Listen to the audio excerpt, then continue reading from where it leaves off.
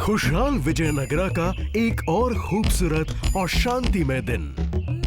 राजगुरु जी आ रहे हैं, राजगुरु जी आ रहे हैं, राजगुरु जी आ रहे हैं, राजगुरु। पालकी हिलाओ मत बेवकूफो। बेवकूफो पालकी हिलाओ मत। मेरी पवित्र पत्रियां। क्या हुआ?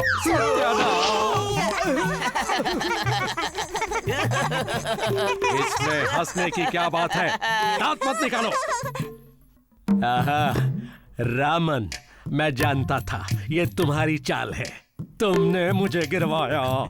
राजगुरु जी, आपके सेवक आम पर फिसल गए थे। तुमने ही वो आम यहाँ रखे होंगे मुझे मारने के लिए। इसकी शिकायत महाराज से करूंगा। नहीं नहीं नहीं, मैं इस सब का श्रेय नहीं ले सकता। आम तो हर जगह दिख रहे हैं। इन्हें विजयनगरा लाने वाले आप ही तो हैं। आपको याद होगा, सोने के आम। कौन से सोने के आम? मैं नहीं जानता कोई। ये सब झूठ है।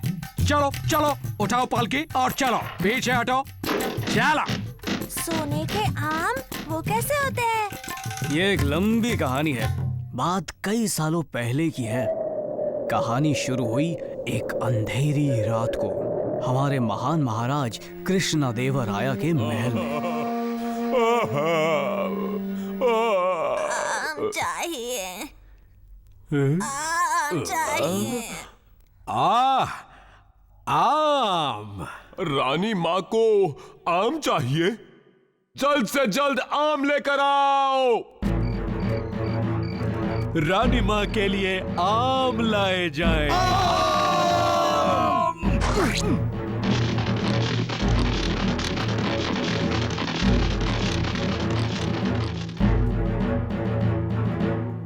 हे महाराज, वो आम ले आए।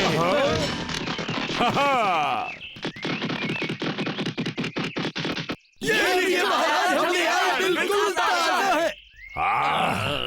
बेवकूफो, मुझे आम चाहिए थे। क्या विजयनगरा के राज्य में एक भी आम नहीं है?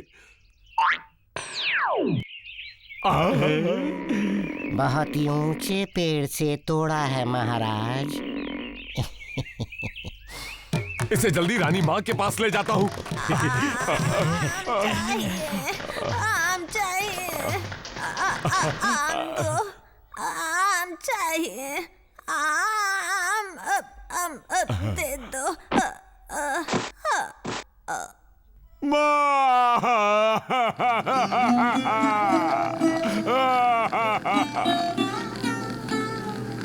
ओहो, मैं महाराज कृष्णदेवराया, राजाओं का राजा, अपनी माँ को समय पर एक आम भी नहीं दे सका।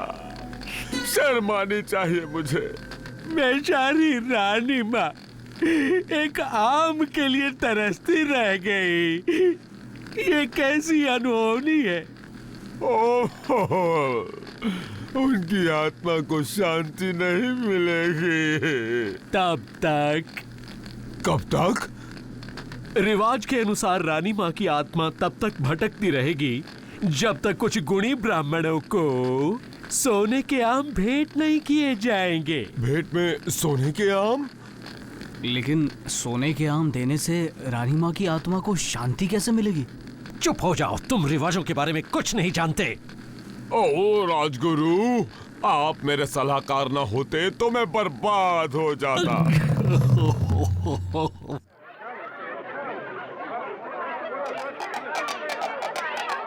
सुनो सुनो, महाराज कृष्णदेवराया, राजाओं के राजा, सभी गुणी ब्राह्मणों को महाभोज का आमंत्रण देते हैं। सभी मेहमानों को एक एक सोने का आम दिया जाएगा। सुनो सुनो। महान महाराज कृष्णदेवराया कितने भोले हैं। रानी माँ की आत्मा धन्य हो या नहीं, लेकिन वो मुझे तो धन्य कर ही चुकी है। राजगुरु जी, आपकी कोई भी चाल नहीं चलेगी, क्योंकि मैं चलने नहीं दूंगा। हप हे हप हा हे हा हे हप हे हप हे हप हा हप हे हप हे हा हप हू हा हप हा हू हा हे हप हे हू हा हा हा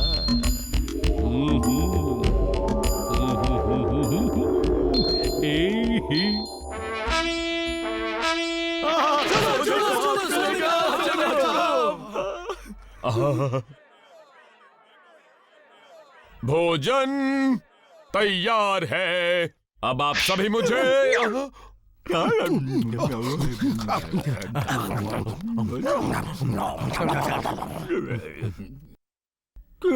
देखो मेरा वाला कितना अच्छा है। बड़ा ही चमकदार है। मेरा भी बहुत चमक रहा है। मेरा भी चमक रहा है। महाराज, मुझ पर दुखों का पहाड़ टूटा है। क्या बात है रामन? महाराज, मेरी माँ अब इस दुनिया में नहीं रही। रामन, मैं तुम्हारा दुख समझ सकता हूँ। मेरी बेचारी माँ, उनकी आखिरी इच्छा पूरी भी नहीं हुई थी और वो चल बसी। आखिरी इच्छा पूरी नहीं हुई। अब उनकी आत्मा भी भटकती रहेगी जब तक के तुम सोना कुछ गुणी ब्राह्मणों को भेंट नहीं देते। गुणी ब्राह्मण? लेकिन वो मुझे कहाँ मिलेंगे? अब है ना तुम्हारे सामने। इस तरफ चलें गुणी ब्राह्मणों।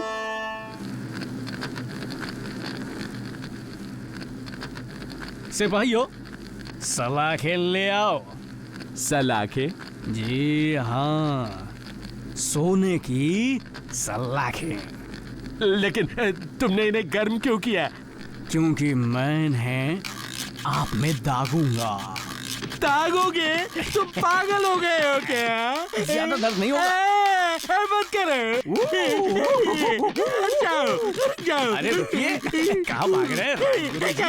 लीजिए ना। रुक जाओ, ये सब क्या है? मैं जानना चाहता हूँ। देखिए महाराज, इसने क्या किया? ऐसा क्यों किया रामन? ओह, ये राजगुरु जी के बड़प्पन की निशानी है। रामन, तुमने राजगुरु का अपमान क्यों किया? महाराज, मुझे इंसाफ चाहिए। इसे दंड मिलना चाहिए। महाराज, मेरी माता को जिस बीमारी ने स्वर्गवासी बनाया, उसे ठीक करने का पुराना नुस्खा है गरम सलाखों को दागना। लेकिन महाराज, उनकी इच्छा पूरी करने से पहले ही वो चल बसी। आहा। मैं भी रिवाजों के अनुसार चल रहा हूँ। ब्राह्मणों को वो देकर जो अपनी माँ को ना दे सका, मुझे बाकी मेहमानों को भी दागने दीजिए महाराज।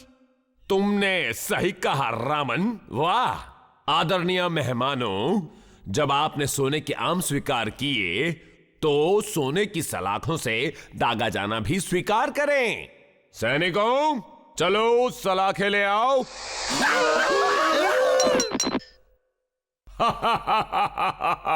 मेरे प्यारे रामन, तुमने मुझे उन लालचियों से बचा लिया। मैं तुम्हारा एहसानमंद हूं। और आप राजगुरु? लेकिन लेकिन लेकिन चुप हो जाइए, आपको सजा मिलेगी। और वो क्या होगी, उसका फैसला रामन करेगा। सत्यानाश, ऐसा मत कीजिए। बस इतनी जल्दी थक गए? अभी तो पूरा राज्य बचा है, जल्दी कीजिए। मेरी बात याद रखना, मैं तुम्हें देख लूंगा रामन।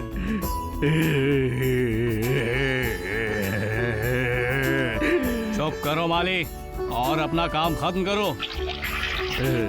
फिर कई सालों बाद पौधे पेड़ में बदल गए और राजगुरु जी के मेहनत की वजह से विजयनगरा राज्य में आमों की कमी कभी नहीं हुई।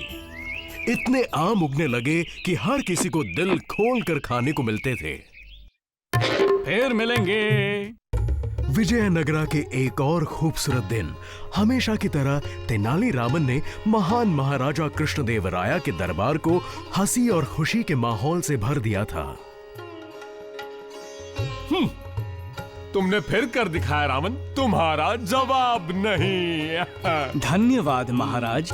जो स्वामी आए थे वो कह रहे थे कि वो उत्तरी शहंशाह के सबसे बड़े ज्ञान रतन हैं, लेकिन तुमने तो उसकी भी छुट्टी कर दी।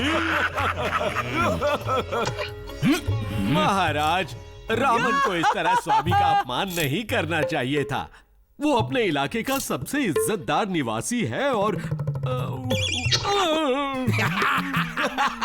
गुरुजी, मैं साफ कर देता हूँ।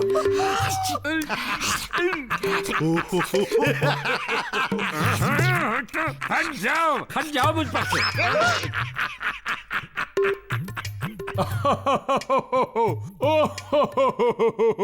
मुझे पूरा विश्वास है कि बड़े से बड़ा माहिर चोर भी तुम्हारी आंखों में धूल नहीं झोंक सकता। इसका सिर्फ वक्त अच्छा चल रहा है महाराज, और कुछ नहीं है। बस जरा सितारों की दशा बदलने दीजिए, फिर देखिएगा कि आज वाहवाही पाने वाला कल धिक्कार के लायक भी नहीं होगा। हमारे प्यारे राजगुरु जी, क्या सितारों के बदलने से शेर गधा बन जाता है? इसका जवाब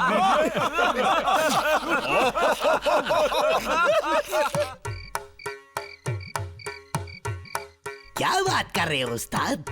तुम कृष्णदेव राया के महल में चोरी कर चुके हो। और क्या, मुझ जैसे माहिर चोर के लिए ये एक मामूली सी बात है। चोरी मेरे खून में है। पता है, मेरे पिताजी चोर थे, मेरे पिता के पिता चोर थे, मेरे पिता के पिता के पिता चोर थे, और फिर मेरे पिता के... मैं समझ गया। तो इसीलिए मैं कुछ भी कर सकता हूँ। तुम यहाँ क्यों खड़े हो? जाओ।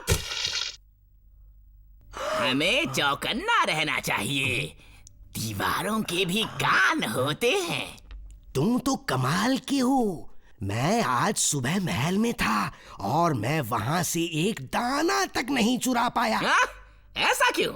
महाराज का सलाहकार था वहाँ। वो राज्य का सबसे चतुर इंसान है और चोरों को तो यूं पकड़ लेता है। क्या, कौन है वो? तेनालीरामन। वो तो बहुत चतुर है। चलो यहाँ से चलते हैं।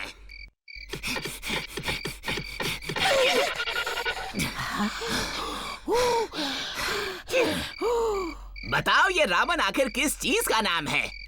महाराज के मुताबिक कोई भी चोर उसे चकमा नहीं दे सकता। वो सिर्फ बातों का शेर होगा। मैं नहीं डरता। मेरे हाथों से कोई भी बच नहीं सकता, यहाँ तक कि महाराजा का चहीता रामन भी नहीं।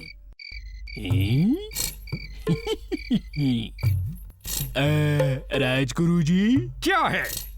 मेरे पास रामन के बारे में कुछ ऐसी जानकारी है जो आपको दिलचस्प लगेगी। क्या खबर लाए हो?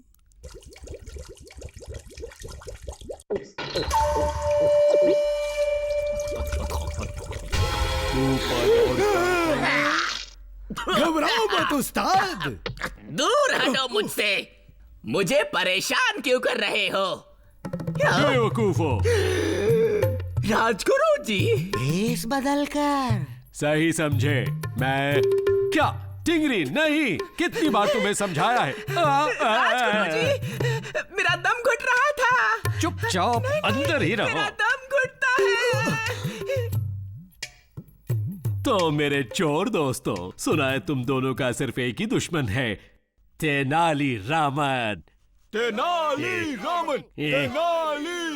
हमेशा की तरह महान मनोरंजक रामन का नाम सुनते ही लोग उसकी जय जयकार करने लगे। लेकिन उसकी परवाह ना करते हुए राजगुरु जी और चोरों ने मिलकर एक षड्यंत्र रचा जो अब तक एक राज ही था। ये मेरी जिंदगी की सबसे दिलचस्प चोरी होगी दोस्त। राजगुरु जी ने कहा है जो कुछ रामन के हाथ से चुराएंगे वो हमें उसका दुगना देंगे। यानी एक पैक फ्री। और उसकी इज्जत भी मिट्टी में मिल जाएगी। शोर मत करो, अब मेरी तरह दबे पांव आगे बढ़ते रहो।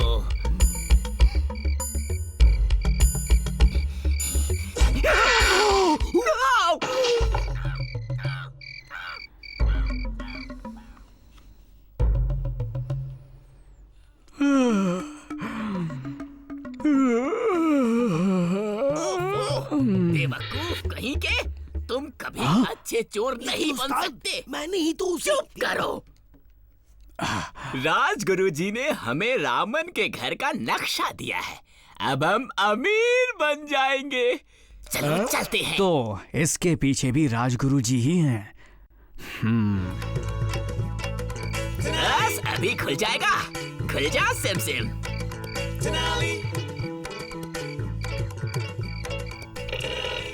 तुम सावधान रहना मेरी प्रिय पत्नी। आज दरबार में कह रहे थे कि हमारे राज्य में कई चोर घुस आए हैं। सच में? सारी कीमती चीजें घर में पड़ी हैं। चिंता मत करो, मैंने सब कुछ खाद वाले गड्ढे में छुपा दिया है। कोई सपने में भी वहां नहीं ढूंढेगा। ओह मेरे स्वामी, आप कितने होशियार हैं।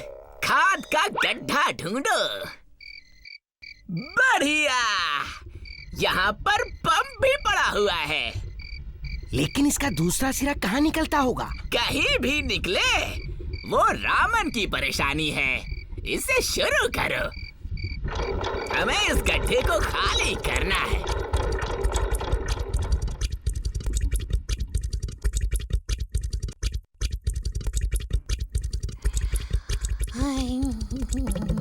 क्या तरकीब लगाई है। कल तक रामन का घर सफा चट हो चुका होगा और राज्य का हर इंसान उसकी खिल्ली उड़ाएगा।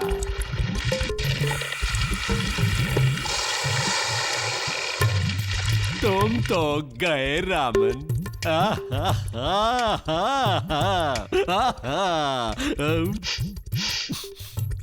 बदबू आ रही है टिंगरी।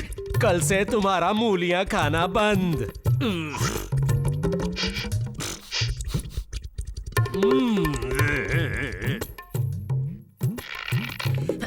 जल्दी करो, दम लगाओ, देर हो रही है। जल्दी ही हम मालदार बन जाएंगे। सफल कर, बस अभी मजा चलाता हूँ। सफल कर।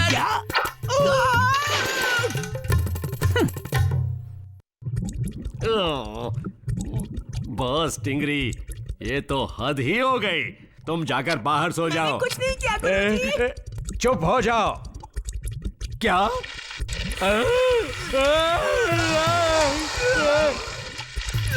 रामन!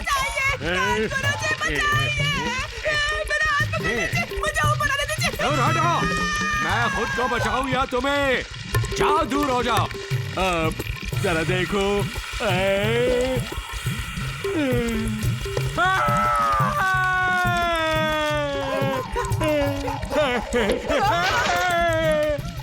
मेरी मदद करो टिंगरी। गुरुजी मेरा हाथ पकड़िए।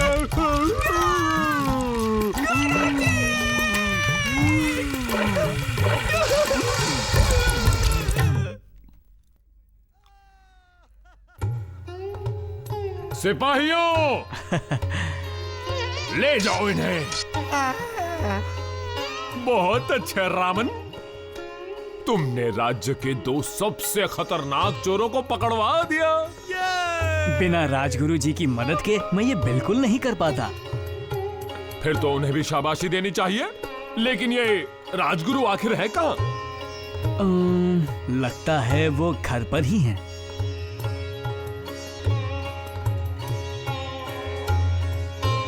उनके दरबार में ना आने की क्या वजह हो सकती है? वो तो कभी ऐसा नहीं करते। ये सब क्या है? इतनी गंदी बदबू किसकी है? राजगुरु जी की।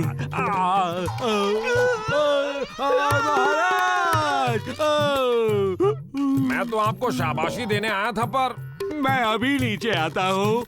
ओ टिगरी, नहीं। महाराज के सामने आपको गंदा कैसे रहने दूं गुरुजी? राजगुरु जी ना होते तो कुछ ना होता महाराज। हाँ, ऐसा लगता तो है। फिर मिलेंगे।